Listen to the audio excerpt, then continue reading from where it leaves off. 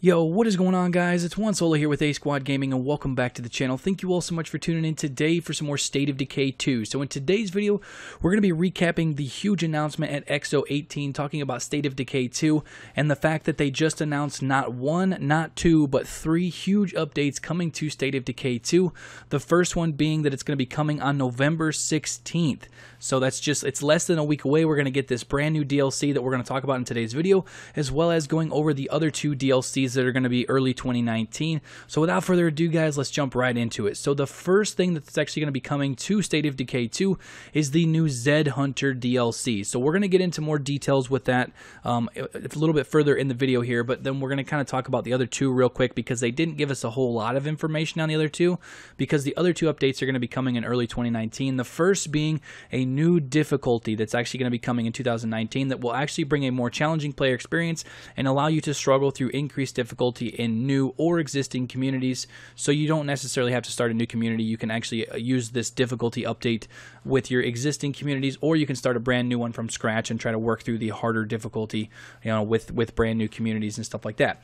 So then also one of the other this is actually a massive update that's going to be coming after that. So they're actually going to be a brand new map. I wouldn't say brand new map because we are going to be returning to Trumbull Valley coming in 2019. It will bring a new setting, I guess you could say, for State of Decay 2, but it'll also bring the old school State of Decay 1, obviously all the nostalgia, all the exploring that you're going to be able to do, and just, you know, the feels that's going to be hitting you with all the nostalgia and stuff like that, because this is our old stomping grounds from the original State of Decay. They haven't actually confirmed a release date on any of those two DLCs. Sometime in 2019, early 2019, I would assume, hopefully. But then we were talking about earlier, last but certainly not least, talking about the Zed Hunter, which is a huge content update coming in less than a week on November 16th. And we're going to kind of go down and kind of briefly talk about all of the details that are going to be coming with this update. And it is a free update. The Zed Hunter DLC is actually free. No word yet if the Trumbull Valley map DLC or the new I would assume the new difficulty is going to be free, but we don't know if the Trumbull Valley DLC is going to be free or not. Honestly, I don't think it will be. And on a side note, a lot of people wanted a new map. Yes, we are getting a fourth map, but technically it's not a new map. It's the same map that we played in State of Decay 1. I'm not 100% sure. I'm excited about it, but I'm also kind of disappointed that we're not getting a brand new map. But hey, we do get some more content and stuff coming to the game. So now let's jump right into the Zed Hunter DLC. So the first thing, we are getting the actual crossbow as a weapon in State of Decay 2 with the Zed Hunter DLC. And not just one, not just two, 8 new crossbows. There's going to be 3 new melee weapons, aka swords, which is going to be the Wraith, the Mamba, and the Masterwork Bakken, which is a blunt training sword, as well as 3 new close combat weapons, which is kind of like your knives and stuff, that those weapons do not break. Those are your absolutely, you know, like your combo moves and stuff. You always use your close combat weapons. So there's going to be 3 new of those. 5 brand new Blood Plague consumables.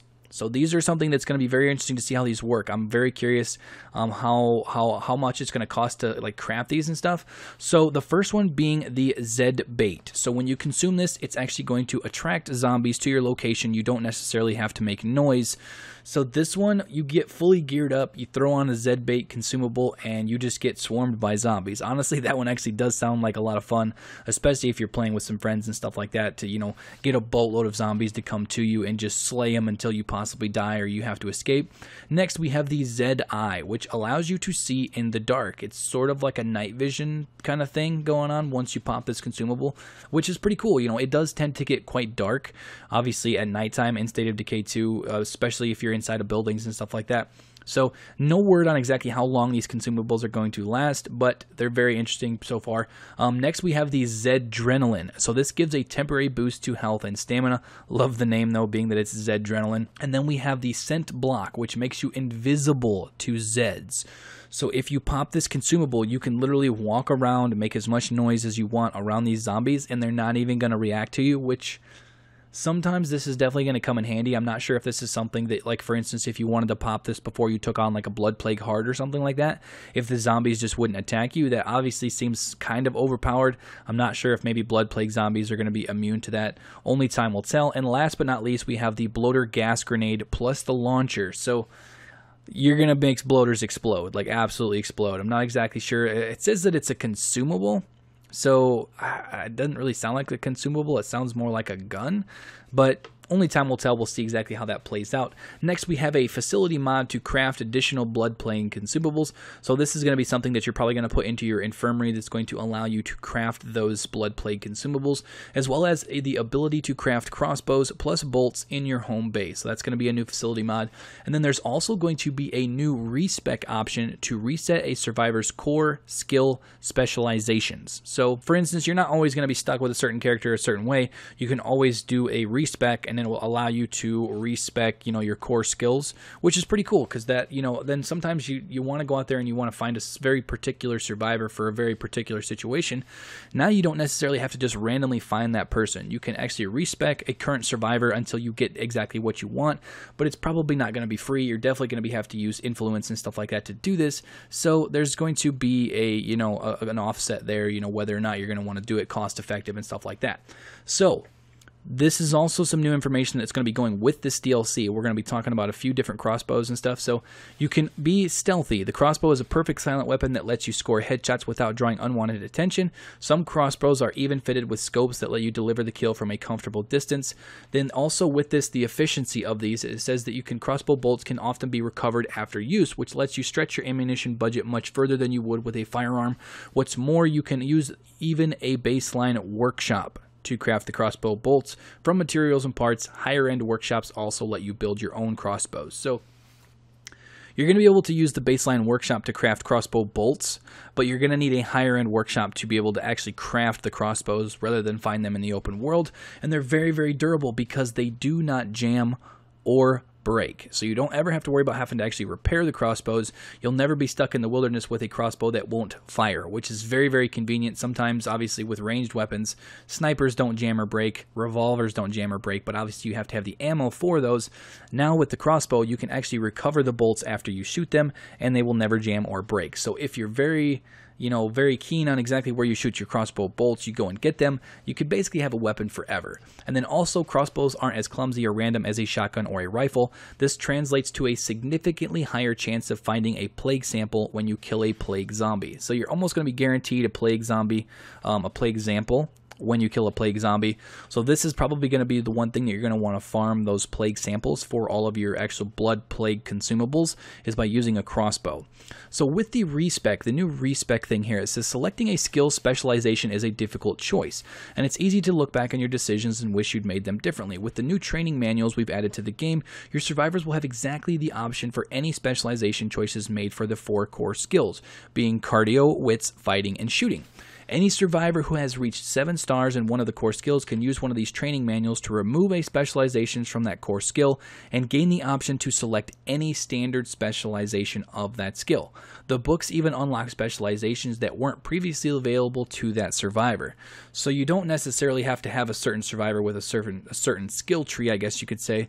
You can pretty much spec them as a specialization however you see fit now, which is something that's really cool, because I know there was actually somebody in my base that had really, really bad rolls, but he was basically good for morale and stuff like that.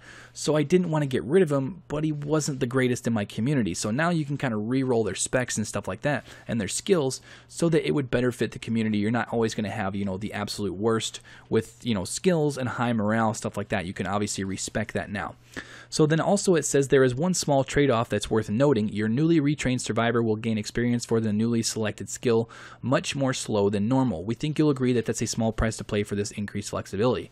So once you actually respec them, they're going to gain XP a little bit slower. Stuff like that. It's balanced. Obviously, if you're going to respec them exactly how you want, you're not necessarily going to need to get rid of them or respec it again, so you should be fine with that. So a little bit more details on the actual blood plague consumables. So the Zed Hunter features 3 potent plague consumables that can drastically enhance your survivor's abilities. We should mention that they're basically poison to humans, sickening their user with a touch of plague infection when consumed. But isn't a little infection worth it for the ability to see in the dark or sneak past zombies without drawing their attention? So this is very, very cool. Basically, yes, these consumables are very, very powerful, but it will also give you the blood plague. You know, obviously it won't fill up the bar. It's going to give you a little bit of progress on that bar, for instance, as if you got hit by a blood plague zombie. I'm curious to see how this is going to work with one of the survivors that has like the blood plague immunity. If you're just going to be able to use these consumables, you know, at your free will without obviously contracting it because they are immune to it. Very cool. Definitely want to see how that works. And then the update also includes a few other consumables that offer your survivors some new strategies. For instance, who hasn't wanted to bottle up toxic bloater clouds, creating poisonous gas grenades that you can throw or launch at human enemies? That's a little different than what the description was earlier. So this basically allows you to capture the gas from the bloaters and turn those into actual gas grenades that you can use against other enclaves, enemy enclaves. And if you want to do it to neutral enclaves to turn them enemy, that's a whole 100% up to you. But that is just something that's very, very cool, and that's honestly, I don't know what else to say to that other than that's really, really cool. Also with this update, we're going to be getting new Quirk skills. So they added 5 new Quirk skills to the game, each of which offers a new buff to the survivor or to their community. You'll find these skills on newly encountered survivors in the world, but be sure to use that inspect character option when interacting with NPCs to determine who has something new to add to your community. So these 5 are hygiene, recycling, shopping, sleep psychology, and soundproofing. So hygiene increases the amount of plague infection needed to push the survivor into full-blown blood plague, so it just makes it so that they can get hit by blood plague zombies a few more times before they contract it. Recycling gives your community a regular income of parts and materials. That one is pretty cool because you're always going to need those to be able to craft your crossbow bolts and other things in your base. Shopping accelerates the survivor's search speed, letting them find useful items more quickly while scavenging. That one, you know, if you want to, you basically can search quietly faster. I always usually use the fast search and always have to pay for the consequences and stuff later. Then we have sleep psychology, which is effectively increase the number of beds available at your community. That one is very, very powerful. We're going to be able to obviously have more beds and stuff for our places, and you're not always going to have to use an outpost for beds. And then soundproofing reduces the noise-driven threat of zombie attack on your base.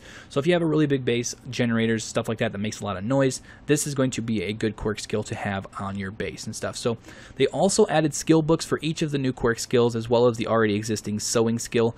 You can find these skill books by tracking down the skills trader when a character visits your town. And then up close and personal, Zed Hunter improves your arsenal of handheld killing power with 3 new melee weapons. These weapons are designed to reward the stealthy player by being exceptionally silent in combat. We've also added 3 stylish new close combat weapons that you can use when your primary weapon inevitably lets you down. And then also with this, we are going to be getting new missions, and it says to help introduce this new content, we've added several new missions to the game and updated previous missions. If you want to experience these new missions, keep an eye out for anything labeled Mysterious Broadcast. So that is all of the stuff that got announced at XO18, guys. So for those of you guys that said that the game is very stale, including myself, I said this, we're going to be getting brand new content as early as next week, along with a brand new difficulty coming in early 2019, as well as the return to Trumbull Valley DLC. So we're going to be making our return to State of Decay 1. I would really still like them to see putting in something like the Breakdown DLC, where we can go map to map to map to map, and obviously the difficulty increasingly gets harder, you know, by every level, I guess you could say. And then you have, you know, just like State of Decay 1 with the lifeline and like the Clio drops and stuff. Yes, it was in the first game, but why can't we have it in the second game? You know, only time will tell. But that's pretty much going to do it with the video, guys. A little bit longer of a video, but I wanted to break down everything that was announced at XO18 because there was absolutely insane amount of stuff to cover. But hopefully you guys enjoyed the video. If you did, make sure to drop a like and let me know your thoughts on this DLC coming to the near future down below in the comments. Let's start up a talk. Let me know your thoughts. Let me know if you guys are excited, if you guys wanted to see more, some of the things you'd like to see change with this. And then also, if you guys are new to the channel, make sure to subscribe to stay up to date on all things with State of Decay 2 moving forward. But that is all for now. Thank you all so much for watching, and I will catch you guys later. Peace out.